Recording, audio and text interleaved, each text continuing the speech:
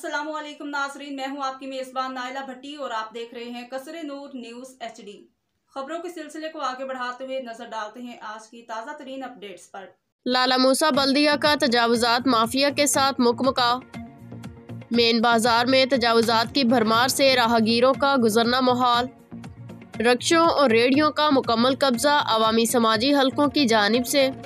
इस्लाहो अहवाल का पुरजोर मुतालिबा। तफसीलात के मुताबिक लाला मूसा मेन बाजार में तजावुजात माफिया ने बल्दिया के साथ तगड़ा मुकमका कर रखा है। मेन बाजार में रक्शों रेडियों थड़ों का कब्जा है। लोगों का गुजरना मुहाल ही नहीं नामुमकिन होकर रह गया है।